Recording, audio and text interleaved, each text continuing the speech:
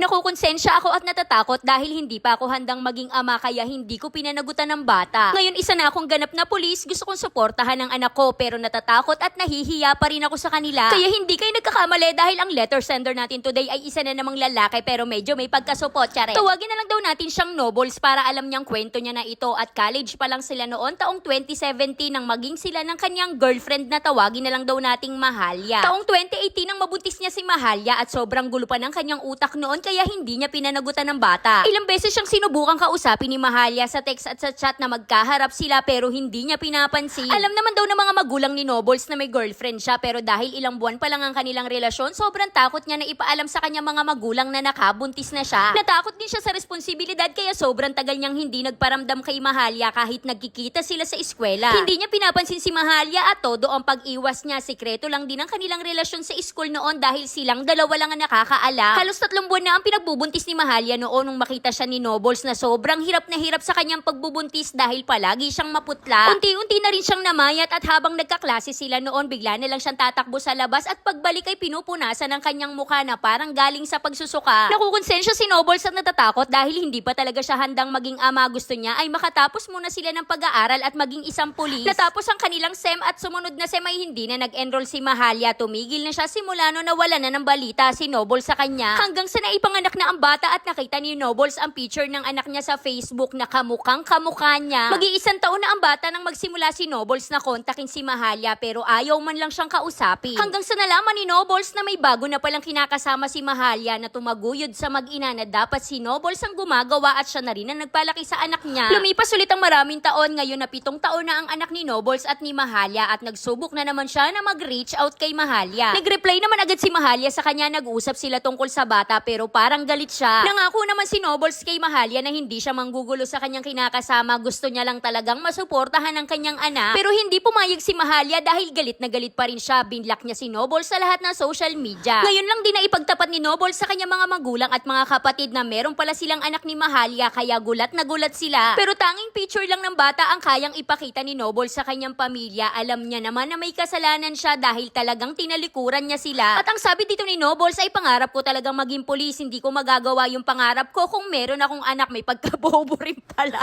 Pwede ka maging pulis kahit may anak ka, Bona. At ang katwiran dito ni Nobles ay sobrang takot niya daw kasi sa tatay niya na isang sundalo kaya hindi niya na ipagtapat sa kanyang pamilya na nakabuntis siya dati. 30 years old na ngayon si Nobles at meron na din siyang ibang kinakasama sa loob ng 6 na taon pero hindi pa sila nagkakaanak kahit anong subok ang gawin nila. Sa ngayon ay isa na akong ganap na pulis, gustong gusto ko talagang suportahan ang anak ko pero natatakot at nahihiya pa rin ako mag-reach out sa nanay niya dahil baka tanggihan niya na naman ako. Alam ni Mahalia na pulis na ako ngayon at feeling ko ay inilalayo niya sa akin ang anak ko. Hindi ko naman sinasabing deserve mo pero may pagkaduwag ka masyado nga ne. Kasi parang hindi mo naman maintindihan na durog talaga yung pagkatao ni Mahalia nung panahong tinalikuran mo silang mag-ina, panahong kailangan kanila. At take note, hindi lang ikaw ang may pangarap noong mga panahon na yon dahil nag-aaral din si Mahalia, siguradong may pangarap din siya. Sa sobrang takot mo, naging makasarili ka, sarili mo na lang yung inintindi mo, nagawa mo pabayaan yung mag-ina. Kaya dapat maintindihan mo rin kung bakit hindi ka ganun kadali mapatawad kasi mahirap yung pinagdaanan nila. Pero dahil nandiyan na yan at nangyari na ang mga yan, dito na tayo sa solusyon. Para sa akin kasi parang walang ka-effort kung sa chat ka lang makikipag-usap sa akin. Para sa akin lang yon. Bakit hindi mo sila harapin ng personal para makita naman nila na sincere ka at desidido ka? Pero bago yan, dapat malaman mo muna kung alam ba nung bata na ikaw yung tatay o yung kinakasama ni Mahalia. Kasi baka hindi natin alam kung anong pagkakakilala sa'yo ng bata. Baka ang alam niyang tatay niya yung kinakasama ni ngayon ni Mahalia. Ngayon, kapag nalaman mo na kung ano yung pagkakakilala sa'yo ng anak mo, ay dito mo na ilatag yung pwede mong i-offer sa kanilang mag-ina. Ngayon, kung i-reject ka ng paulit-ulit ni Mahalia at sumuko ka agad, problema mo na talaga yun. Kasi Nobles, kapag sinabi mong desidido ka at willing ka talaga, hindi ka ganun kadali susuko kahit i-reject ka pa ng paulit-ulit. Hindi yung kapag ni-reject ka ng 1 o 2 beses, ayaw mo na agad, takot ka na agad. Ba't ka pa nagpulis, di ba? Dapat nag-teacher ka na lang. Kasi kami mga babae, yung hirap ng pagpapatawad namin ay nakadepende yan sa hirap din ng aming pinagdaanan. Kasi isipin mo, 7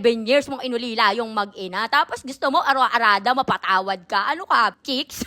Kaya kung talagang desidido ka, dapat ipakita mong desidido ka. Ipakita mo na may balls ka na talaga, hindi yung no balls pa rin.